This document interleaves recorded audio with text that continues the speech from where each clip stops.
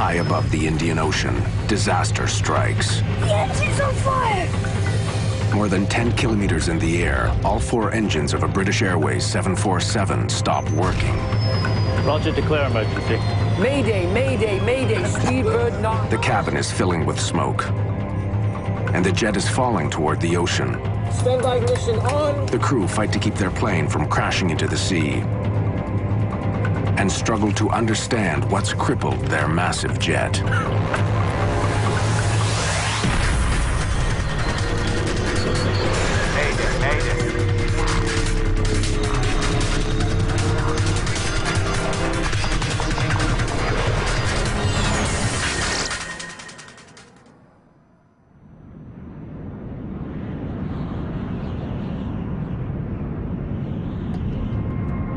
June 24th, 1982. British Airways Flight 9 cruises through the sky over Indonesia. In just a couple of hours, all 263 people on board are scheduled to land in Perth, Australia.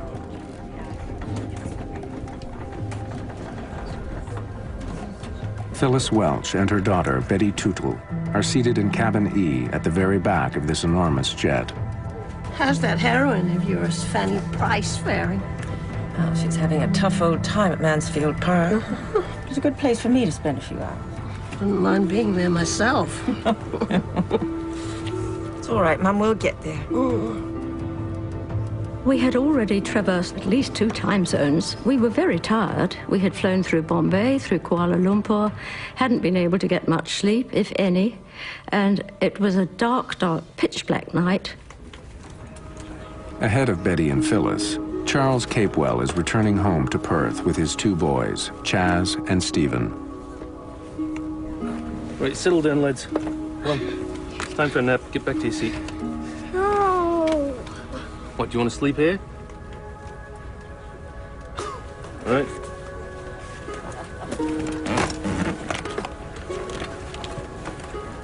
It was a good flight. It was going well.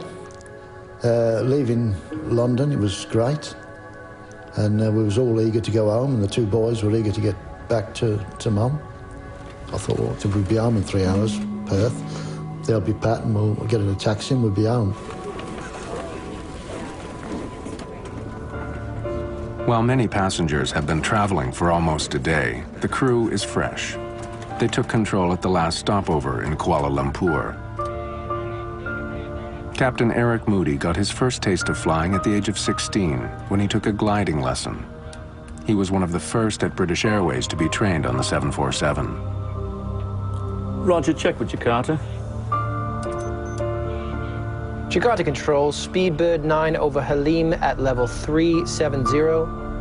Speedbird 9, Roger. First Officer Roger Greaves has been a co-pilot for more than 6 years. Barry Townley Freeman has been a flight engineer for just a little longer. I'd not flown with Eric before, or Barry. That was the first time we'd actually met on that flight. As the jet flies over the city of Jakarta, it's cruising at more than 12,000 meters and has been in the air for a little over an hour. Captain Moody checks his weather radar. There's nothing to worry about for the next 500 kilometers. All right, Roger, it's all clear. Just keep your eyes open. I'll be back in a moment. Just got to use the loo.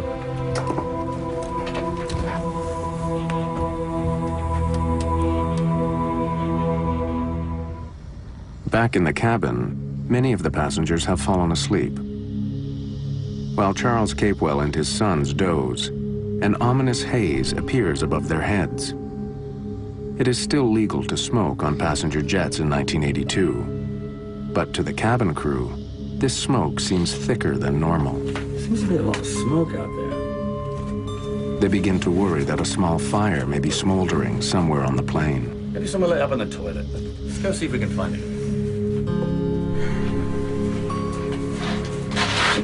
A fire at 12,000 meters is a terrifying prospect. If there's a blaze somewhere, the crew must find it immediately.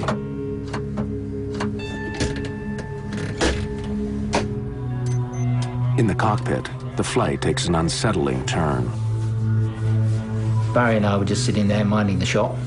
Pitch dark night, of course. And then we started to get these pinpricks of light on the windscreen. St. Elmo's fire?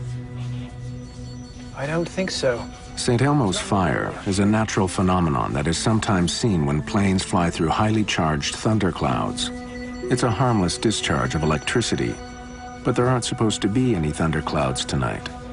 Anything on the radar? No. No, it's clear. I don't like the look of this. Let's get a better look out there. With the help of their landing lights, the two men are disturbed to see a thin layer of cloud surrounding their plane, even though nothing is showing up on their radar.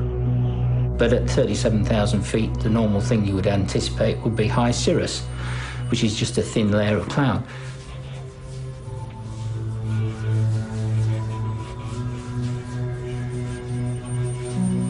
I think we better get the captain back up here.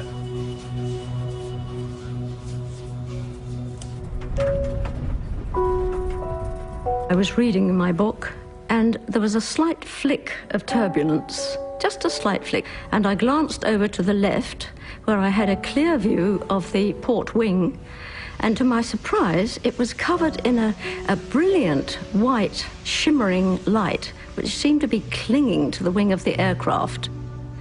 I carried on reading, but I found that I kept reading the same paragraph over and over again and not taking in a word of it. I just didn't know what was happening. In the cabin, the smoke begins to thicken. Stewards have been unable to figure out where it's coming from. If there's a fire, they can't find it. Eh? All right, well, go see that the passengers are comfortable.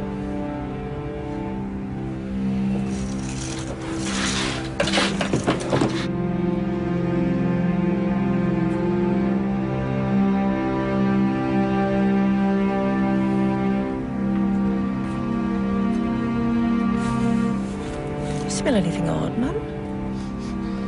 Seems rather smoky in here. I noticed that thick smoke was pouring into the cabin through the vents above the windows. And that was a very sobering sight. Turkish cigarettes.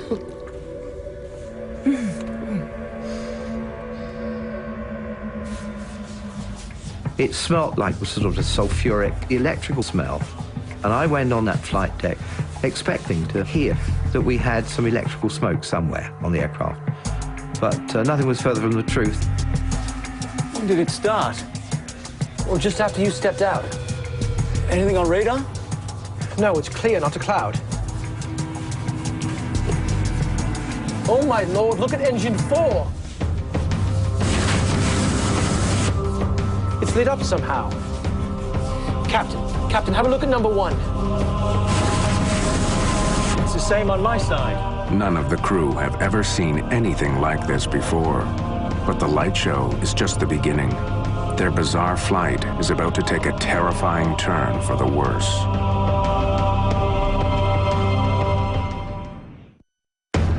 A British Airways flight to Perth, Australia is confronting something none of the crew have ever seen before. Strange lights are striking their windshield. At the same time, their engines are lit by a brilliant white glow. Look at engine 4. It's lit up somehow. Inside the cabin, smoke is growing thicker. Chief Steward Graham Skinner is organizing an intense but quiet search for a fire.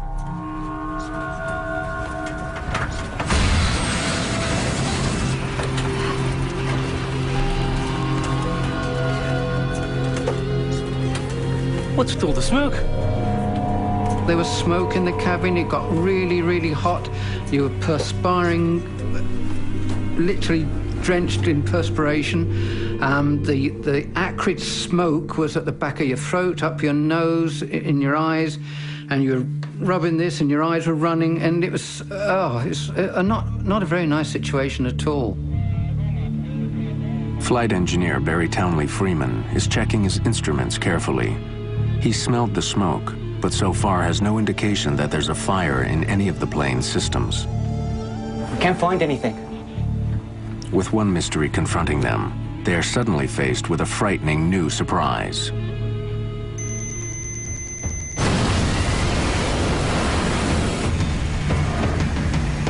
Dad! The engine's on fire!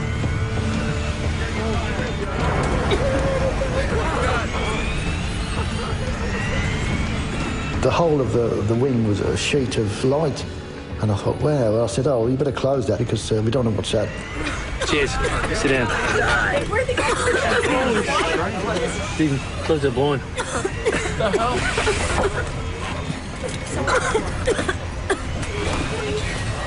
Then I realised that, you know, something was dramatically wrong.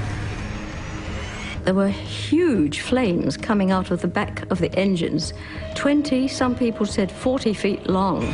These huge jets of sheer flame shooting out of the back of all the engines.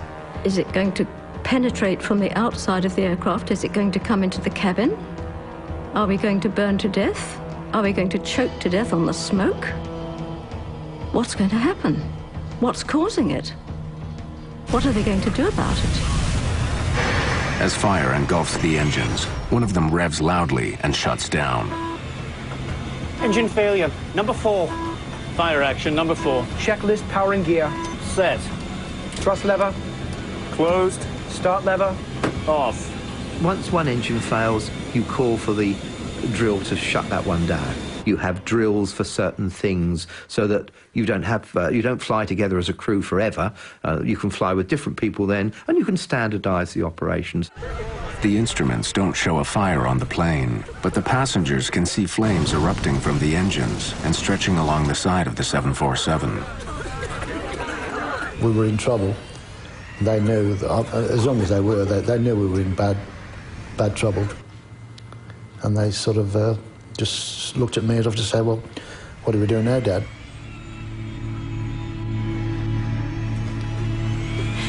If anything's going to happen, I want to be close to you. Oh, please.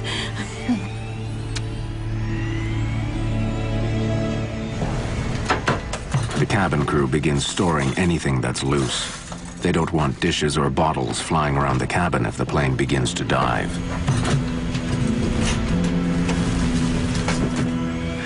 Don't worry, it's just friction. If I was misleading them, then that was for a reason, because I didn't want to get as upset as I felt. I just couldn't believe it. And, you know, and this is going through my mind, and yet I'm chatting to the passengers and chatting to the crew, saying, oh, yeah, nothing to worry about. Yeah, it's just a little hiccup, you know.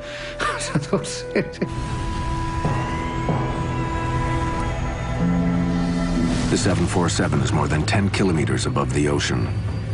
As the attendants try to reassure the passengers, the flight crew are stunned as their bizarre situation suddenly gets much worse.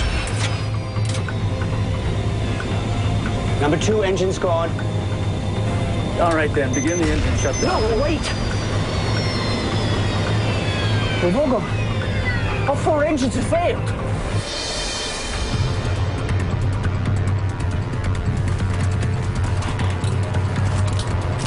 The other 3 just went out almost immediately, and that's when it begins to be a serious emergency. Those engines made a grating, rumbling sound, almost like a cement mixer. And then, gradually, the noise just disappeared and they became silent. A minute and a half, we've gone from 4 engines running normally to having none. Roger, declare emergency. Mayday, mayday, mayday, Speedbird 9. We have lost all 4 engines out of 370. Mayday, mayday, mayday, Speedbird 9. We have lost all 4 engines. With no engine power and no idea what has crippled their plane, British Airways Flight 9 begins falling from the sky. Jakarta Control, Speedbird 9. We have lost all 4 engines, now out of 360. First Officer Roger Greaves has trouble getting his message across. Speedbird 9, have you got a problem? Jakarta Control, Speedbird 9. We have lost all 4 engines. Repeat, all 4 engines. Now descending through flight level 350. Speedbird 9, you have lost number 4 engine? This idiot doesn't understand. Jakarta Control, Speedbird 9, we have lost all 4 engines. Repeat, all 4 engines. Now descending through flight level 350. The air traffic control at Jakarta, unfortunately, seemed to have a slight problem in understanding what we actually were saying. Only when another plane nearby relays the Mayday call do controllers in Jakarta understand. Engines. Now descending through flight level 350. Speedbird 9, all 4 engines out. Understood. As far as they know, no 747 has ever lost power to all of its engines before. The crew has to figure out why it's happening now. I think we've cocked something up. We were concerned and worried that we'd done something wrong, you know, to cause the whole thing. All 3 of us felt exactly the same, and it was a personal guilt in the sense of, what have I missed? What have I done wrong? You know, because, you know, this kind of thing doesn't happen.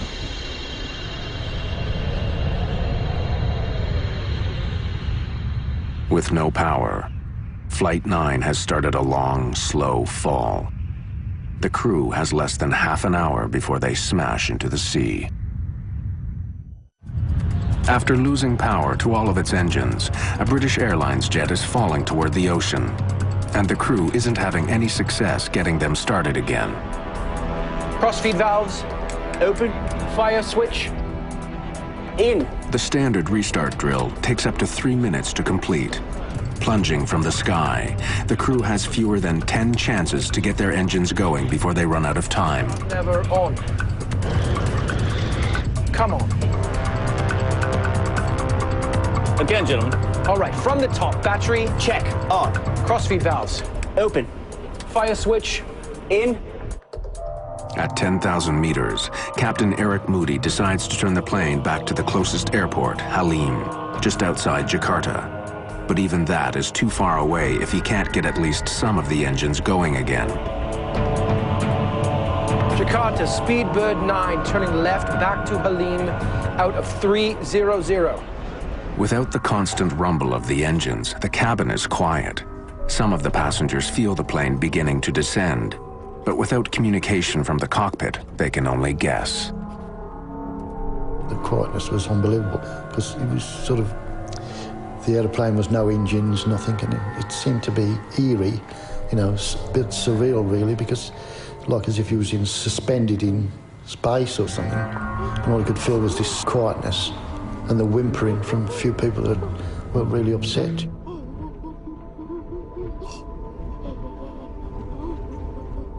Some people were sitting quite rigidly, almost as if they hadn't noticed anything.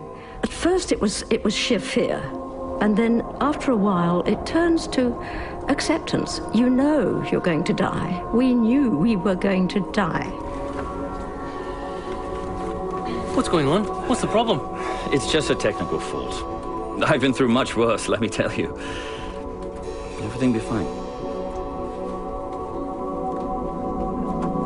I think if I'd have sat down and really thought of exactly what was happening, I don't think I would have ever got up again. One steward came up to us and said, "Are you two ladies all right?"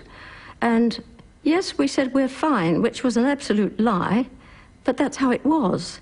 It seemed absolutely vital not to panic. Captain Moody can't restart the engines unless he can keep the plane flying between 250 and 270 knots. But the airspeed indicators aren't working.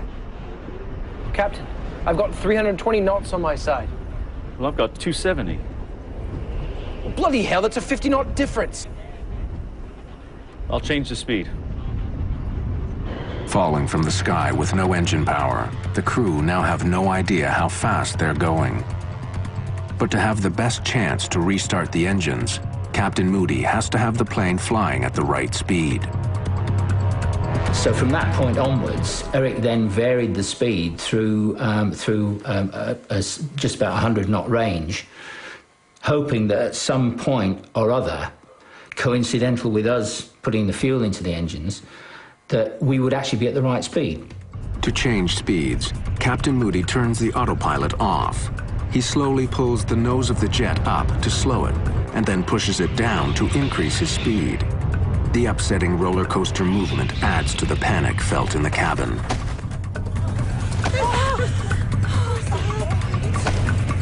At one time, the aircraft developed a strange motion. It seemed to be climbing steeply and then diving down. That was the sensation we got.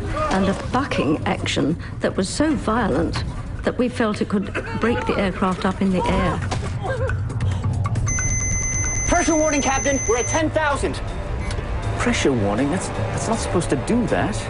And a warning horn went off. Now, this didn't ever happen on the simulator in this exercise, so it was a bit of a surprise to us. As well as providing electrical power, the engines on a jumbo jet help keep the cabin pressurized. With the engines not working, of course, the air wasn't being pumped in. So gradually, the pressure was leaking away. With all 4 engines gone, the pressurized air is rapidly seeping out. The thinning level of oxygen makes passengers gasp. The crew reach for their oxygen masks, but First Officer Greaves can't get his mask to work. My oxygen mask, yeah, that was a problem I could have done without. It was stowed above my head, and when I pulled the oxygen mask down, the mask and the tube became separated. The captain must make a difficult choice.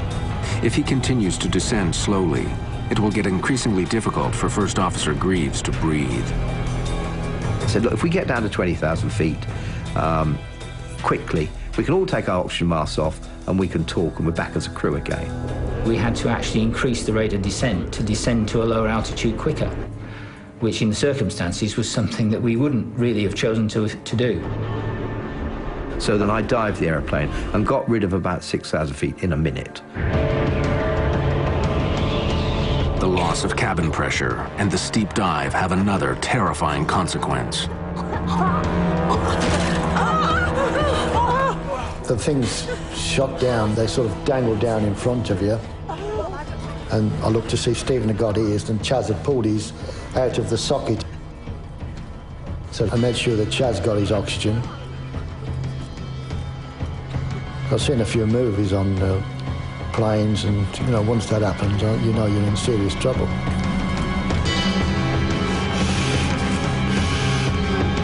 The cabin crew try to use the public address system to explain what's going on, but it's not working.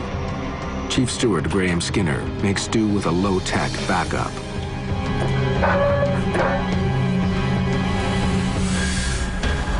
Can you hear me?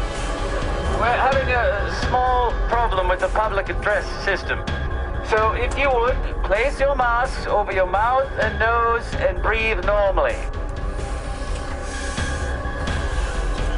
As the passengers try to deal with their panic, Captain Eric Moody is running out of options. If his engines don't start soon, he'll have to turn his jet around and try landing on the open ocean in the middle of the night. High above the Indian Ocean, the seemingly impossible has occurred. All 4 engines on a British Airways 747 have stopped working, and the crew has no idea why. First Officer Roger Greaves manages to fix his broken oxygen mask, but it's a small comfort. Back on. They are gliding powerless toward the ocean. Start the restart drill. Ready? Set. Battery. Check. Off. Standby power. On. Anything? Come on, anything. No. All right, then. Let's do it from the top. Battery. Check. Off. Greaves and engineer Barry Townley Freeman have actually shortened the standard restart drill. They hope it will give them more chances to get the engines going, but so far nothing's working. Come on, you old sod. The process that we were going through the whole time was just continuous. We hadn't had any success with the drill at all, despite all the efforts we were putting in. But it was the only thing we had left to cling on to, so that's what we did. From the top again. Battery. Check. On. As the plane falls lower and lower, Captain Moody faces a difficult choice. A mountain range cuts across the island of Java between his plane and the airport. He knows he has to be at least 3,500 meters high to clear it. But if the engines don't restart soon, they won't make it.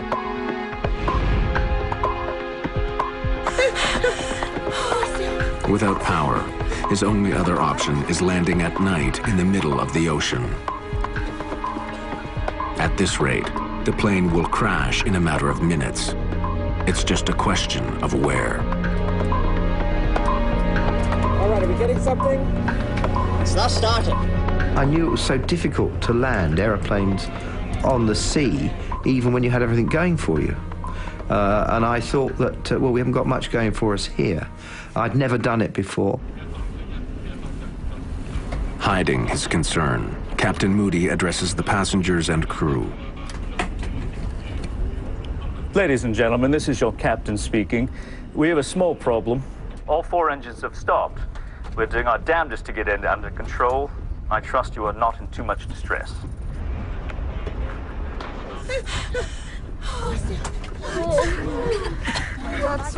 Most passengers expect the worst.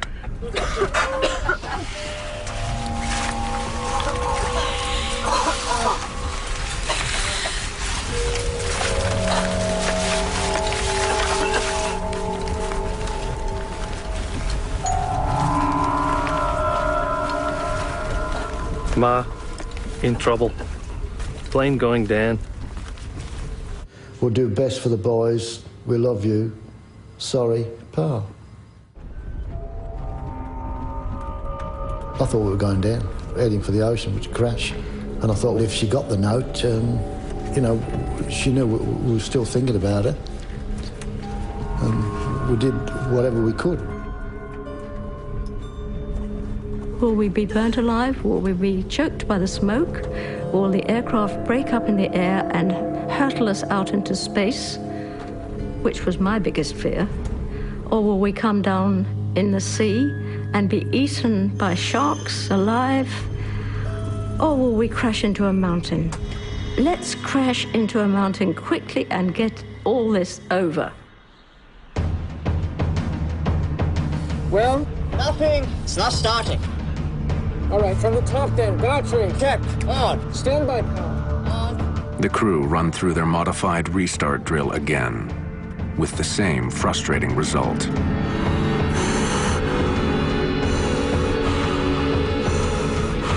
I don't know how to swim.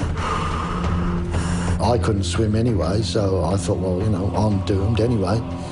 And I just hoped that maybe one of the passengers might help the 2 boys to make sure that they could stay afloat. Well, anything? No. All right then, from the top again. Battery. We had very few chances left of starting the engines before having to turn out to sea again, because we wouldn't have been able to clear the mountains on the south coast of Java.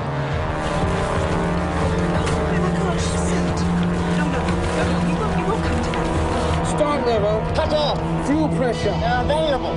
Standby ignition on. Then, as suddenly as it had stopped working, the 4th engine roars back to life.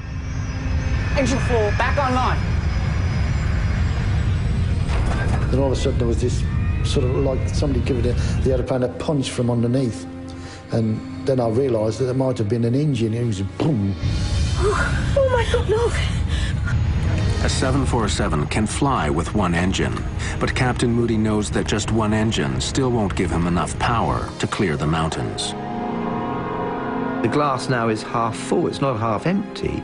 We're now in with a real chance. And I tell you what, the 3 of us would have dragged that aeroplane around the whole island of Java. As the plane falls past 4,000 meters, another engine coughs and comes back to life. Engine 3 back online. It's followed quickly by the final 2. I can't believe it. Engines 1 and 2 both back online. From almost certain disaster, the crippled jet is now under full power. I realised then that we could make it back to, not to Perth, but to an airport. That's all we wanted, was to land on the earth and you know, be part of the living again. Because while we were up there, we were dead. Jakarta, Speedbird 9, we are back in business. All 4... This time, local controllers have no trouble understanding the message. Speedbird 9, all 4 engines serviceable again. Confirm continuing to Halim. Affirmative, affirmative. We say, right, let's get this thing on the ground as quickly as we can. Ladies and gentlemen, this is your captain speaking. We seem to have overcome that problem and have managed to start all the engines.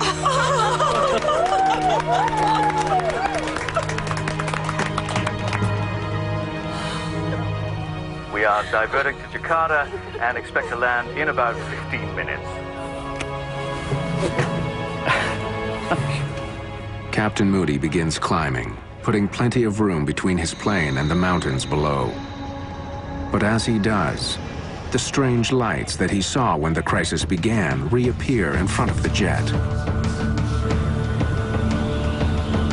Now, as soon as we got to 15,000 feet, this St Elmo's fire started again. Now, I'm not slow, so I had to let's get out of here quickly. Before he can descend, the plane is stricken again. Engine 2 is surging. The whole aeroplane was shaking. It was just going bang, bang, bang. The atmosphere in the cabin was very tense and very quiet. By then, I think very few people were talking.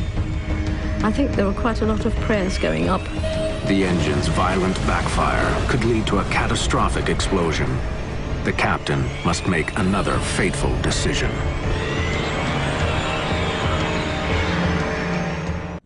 In the middle of the night, a 747 bound for Australia has lost power to all 4 of its engines.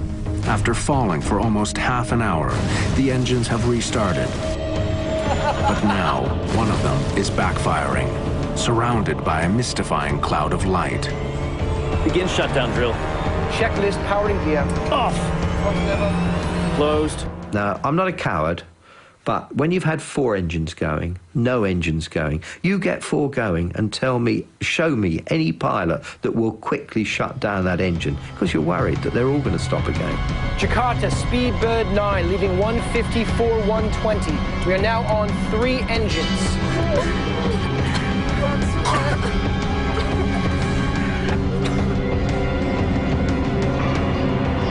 As the plane closes in on the airport, First Officer Greaves thinks the windshield is covered in moisture, making it hard to see through. And I said to Eric, "Yeah, it's a bit misty out there." So we turned the blowers on to kind of, like demisters on your car, to try and clear that. That didn't work. I used the windscreen wipers, and that didn't work. Somehow, the glass itself has been badly damaged. For some unknown reason, I looked out the edge of my windscreen, and about a 2-inch strip down the edge on the left-hand side, I could see much more clearly, but I couldn't see anything much out the front. It was getting more and more opaque the nearer and nearer we got to the lights. The crew gets a final unwelcome surprise.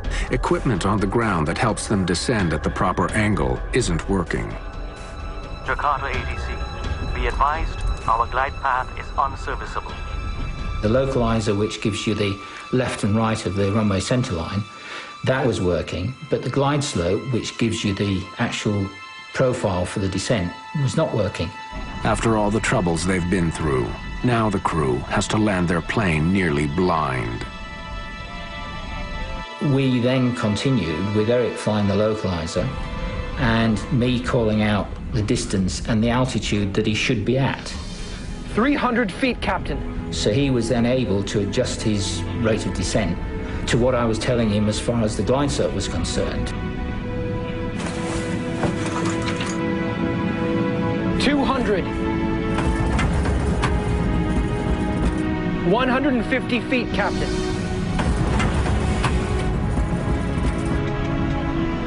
100. 50 feet. 30 feet.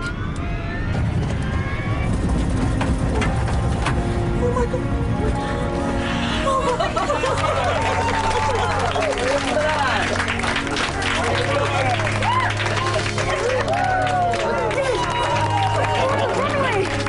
Reverse.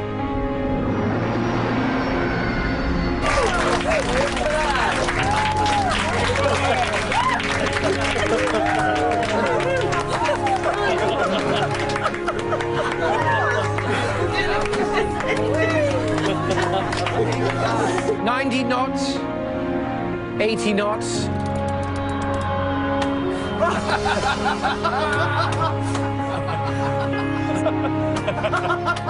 We're down.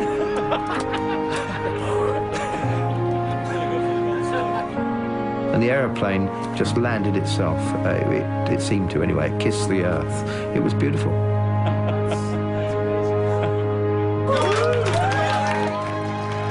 Safely on the ground at Halim Airport in Jakarta, passengers celebrate the end of a harrowing ordeal.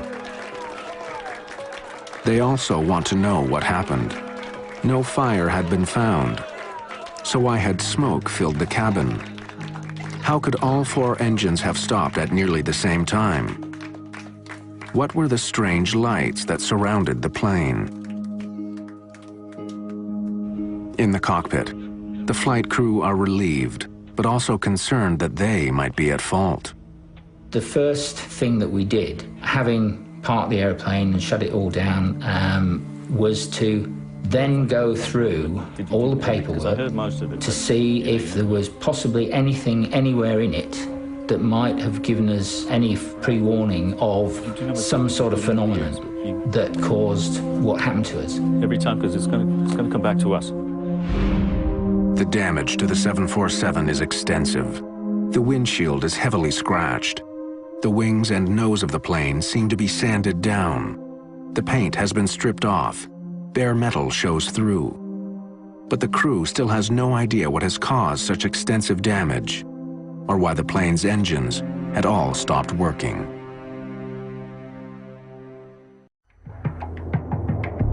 During a calm flight to Australia, all 4 engines of a British Airways 747 suddenly stop working.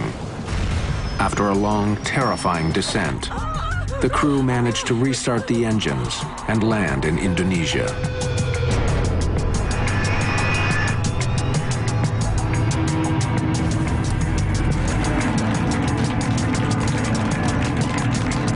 Wow, that's amazing. The engines were manufactured by Rolls-Royce. Their investigation was led by a former engineer, Malcolm Grayburn. We did do a forensic analysis of the engines, and we did record it all in terms of photographic analysis, and also we did a lot of laboratory analysis. Grayburn discovered the engines were choked with fine dust, pieces of rock and sand.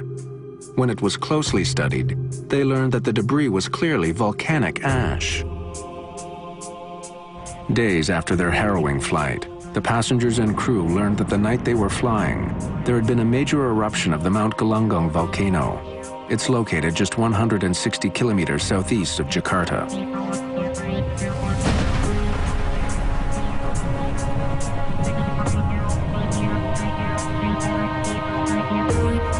Tom Casadebal is director of the U.S. Geological Survey and has studied the Galunggung volcano. Galunggung erupted explosively early in the 1980s. In April, May, June of 1982, the eruptions became increasingly more powerful. The eruptions were large and the damage was extensive. More than 60,000 people were evacuated from the area around the mountain. The night Flight 9 flew near the volcano, it erupted again.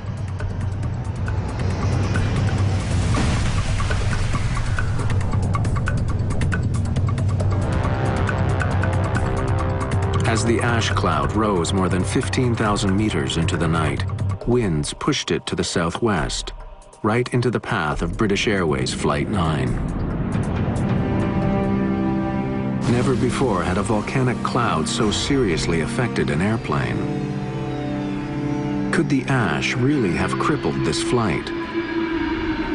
Roger, declare emergency. Mayday, mayday, mayday, Speedbird 9. We have lost all 4 engines. This is not soft material at all. This is very fine, ground-up particles of solid rock and minerals. This material is very, very abrasive.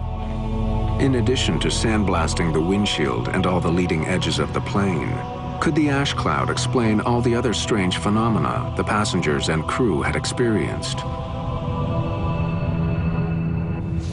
Even though it's a very fine material, it can still cause abrasion and friction on the skin of the aircraft.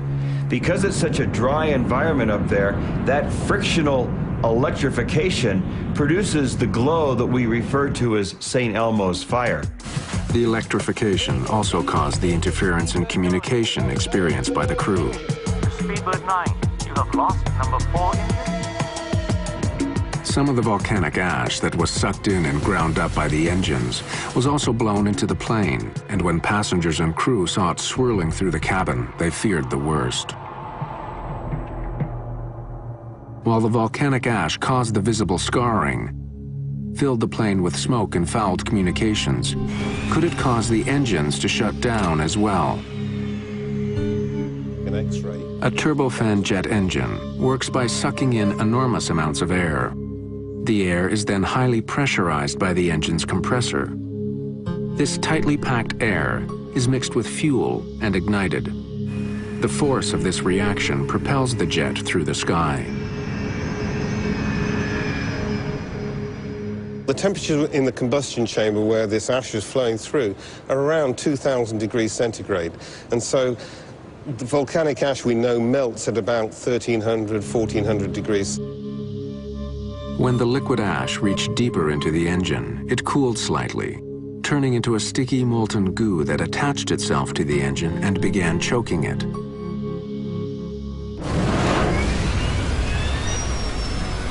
We got a fundamental disturbance of the airflow in the main core of the engine, which caused the engine to backfire, and the engines flamed out, and that was the cause of the problem. Backfires occur when the engine isn't burning cleanly. The engine's on fire! There's too much fuel and not enough oxygen. Engine failure, number 4. Fire action, number 4. On Flight 9, the backfires were the cause of the enormous jets of flame many passengers saw behind the engines. What Grayburn found next was that a remarkable piece of chemistry saved the plane. As soon as you came out of the volcanic ash, and the engines were not running, remember, so everything cooled down, it was enough for this stuff to break off and allow the engines to restart. When enough of the molten ash was gone, the engines were clear again, and Townley Freeman's frantic efforts to restart them paid off. Engine 4, back online. We have learned quite a bit, and we've incorporated this learning into pilot training. Pilots now, for example, know what signs to look for when they might be in an ash cloud, and those signs include the odor of sulfur in the cabin, dust accumulating in the cabin, and if you're at night, you might look out and see the frictional electrification or the St. Elmo's fire on the leading edges of the aircraft. Another important lesson learned from Flight 9 is that volcanic ash clouds do not appear on normal weather radar, which reflects water. Since the clouds are dry, they're all but invisible to radar. That knowledge has led to better communications between the geologists who study volcanoes and the international airlines that fly over them. The crew of Flight 9 was recognized with awards and commendations in the months after their incredible night. I thought the airmanship displayed by this crew during this event was absolutely fantastic. The way that they managed to guide this aircraft back down to a safe landing after having been through such extreme circumstances, it was fantastic the way they recovered this aircraft. Absolutely brilliant. For everyone on board Flight 9, the terrifying plunge through the skies had a lasting impact. Betty Tootle was so struck by the events of that night that she wrote a book about the ordeal. This was an event which was unique in aviation history, and it seemed to me absolutely vital that it should be put on record, and I wondered who was going to do this. But no sooner had that thought entered my mind than I thought, I'm going to do that.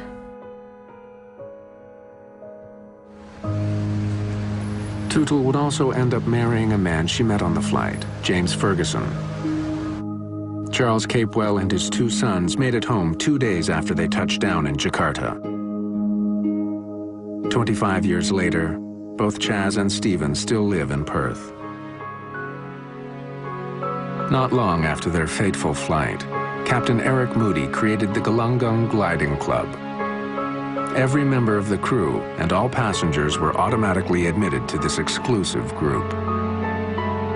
Many of the survivors of British Airways Flight 9 mark its anniversary each June and happily stay in touch to this day.